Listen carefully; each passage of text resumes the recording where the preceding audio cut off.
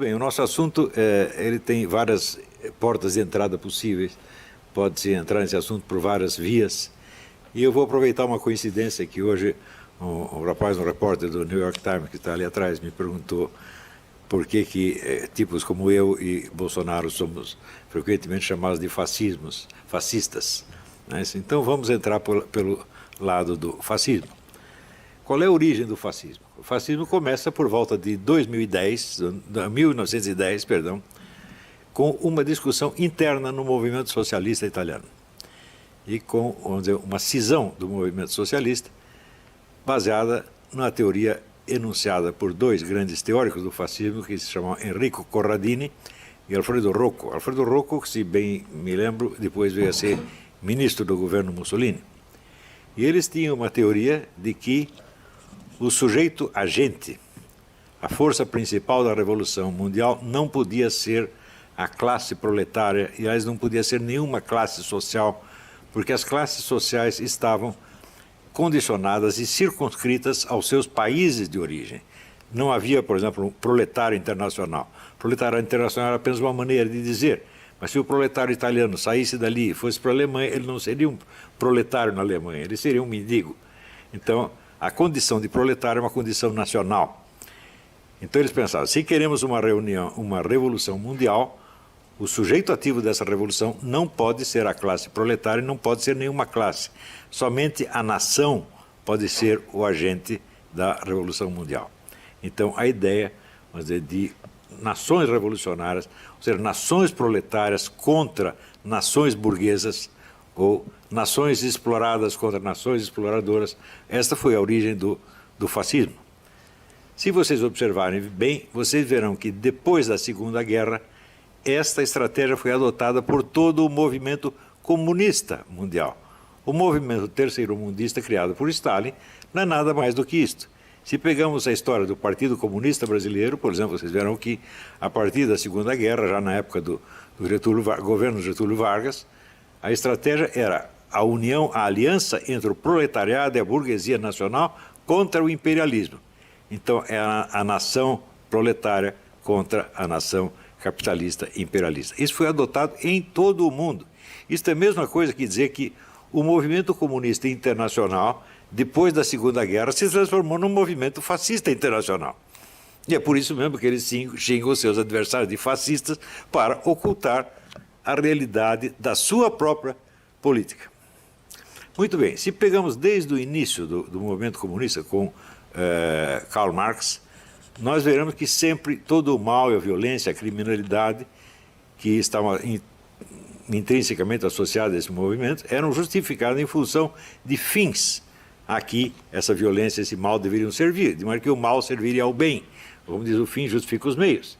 Então, por exemplo, a Revolução Proletária, com todo o sangue que derramasse, como derramou na Rússia e em outros lugares, se justificaria em função de um futuro de liberdade e prosperidade para o proletariado. Isso jamais se realizou, evidentemente. Como jamais se realizou, então foi preciso mudar o discurso. Passamos da revolução proletária para a revolução das nações exploradas contra as nações exploradoras. Porém, isto também não se realizou. As nações ditas exploradas que se revoltaram contra o imperialismo tiveram, sob o regime socialista, sob o regime revolucionário, uma sorte muito mais miserável, desgraçada do que tinham antes. Cuba, por exemplo, você vê que Cuba era, vamos dizer, a quarta economia da América Latina, agora é a 27ª, uma coisa assim. Quer dizer, Cuba se desgraçou a si mesma, né? Buscando, sob o pretexto de libertar-se do imperialismo, ela se desgraçou. Eu acho muito engraçado quando dizem que a culpa da miséria cubana é por causa do bloqueio. É porque os Estados Unidos não comerciam com Cuba. Mas antes da Revolução, a desgraça não era justamente o fato de que os americanos comerciavam com Cuba? Então, eu não sei então se o imperialismo atrapalha mais pela sua presença ou pela sua ausência. Antes reclamavam da presença, agora reclamam da ausência. Então, tudo isso aí, é claro que são pretextos meramente verbais, é só uma tagarelice sem sentido. Porém, entre os anos 50 e 60, as pessoas mais inteligentes que havia no movimento comunista que era um grupo de filósofos alemães, filiados ao que eles chamavam Instituto de Pesquisas Sociais, também chamado como Escola de Frankfurt, começaram a perceber que as grandes contradições e conflitos do capitalismo estavam se dissolvendo. Então, o proletariado, por exemplo, já não podia ser a grande força revolucionária, porque ele tinha sido absorvido pelo capitalismo e estava servindo ao capitalismo. A condição de vida do proletariado tinha melhorado muito, eles estavam prosperando em toda parte e eles estavam se sentindo muito bem no capitalismo e não queriam fazer revolução nenhuma. As nações exploradas também, né, viviam praticamente da ajuda dos seus exploradores, como a própria Cuba. Cuba vivia do dinheiro americano. Eu acho que saiu o dinheiro americano, antes reclamava porque o dinheiro americano estava lá, agora reclama porque não está mais lá. Então, as contradições todas acabaram. Então, como é que nós vamos destruir o capitalismo se não há contradições internas nele que nós possamos explorar?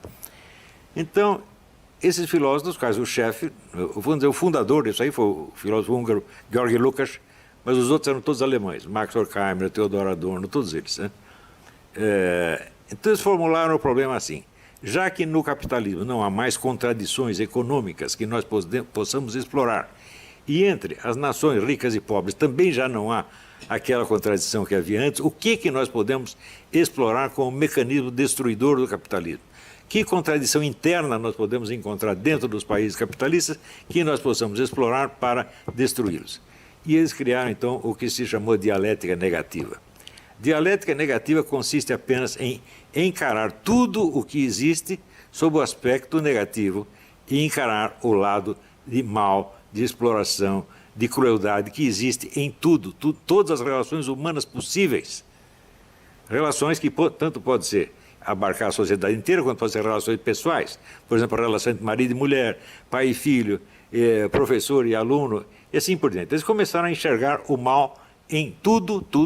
E acreditavam, com razão, que com isso estavam realizando um programa que Marx havia enunciado, mas jamais realizado, e que Marx definia como a crítica radical de tudo quanto existe. Note bem, não se trata de criticar a economia capitalista, nem os países imperialistas, mas tudo quanto existe, né? Então você critica o casamento, a educação, a amizade, a economia, o trabalho, a lei, a moral, tudo é ruim, tudo é demoníaco. E eles se dedicaram a esse trabalho durante 40 ou 50 anos. Por exemplo, quando muitos deles eram judeus que fugiram da Alemanha, com justa razão, fugindo da Alemanha, porque seriam mortos lá. Chegaram nos Estados Unidos, eles receberam aqui os melhores empregos, né, prêmios, eram paparicados e aplaudidos, tudo lá, e eles escreveram livros de que a sociedade americana era exatamente a mesma coisa que a sociedade alemã. Você fala, eles são loucos? Não, eles são simplesmente os autores da dialética negativa. Eles veem tudo pelo lado mal, inclusive as melhores coisas que existem. Ora, quando você se torna o crítico radical de tudo quanto existe, você se colocou acima da realidade existente. Toda a realidade é má e você é o crítico que a examina, analisa e condena. Automaticamente você está colocado acima da realidade, acima do universo, não apenas acima desta sociedade onde você vive, mas acima do universo inteiro. Só que, um momento, em que você se transformou? Você virou Deus? Porque você está acima? Não, porque Deus está acima de fato, mas Deus não cria o mundo para criticar o mundo, e sim para salvá-lo. Ou seja, você, quando se torna o crítico radical de tudo quanto existe, você se transformou no demônio. E o demônio, evidentemente, está livre de todas as obrigações humanas. O demônio só tem direitos, e o direito dele é fazer o mal contra aquilo que é mal. Como tudo é mal, ele pode fazer o mal contra tudo, e ele jamais será condenado e nem acusado. Veja, isto quer dizer que esta política esquerdista hoje, ela tem sobre o seu público, especialmente o público jovem, um tipo de atrativo que é completamente diferente da que tinha antes.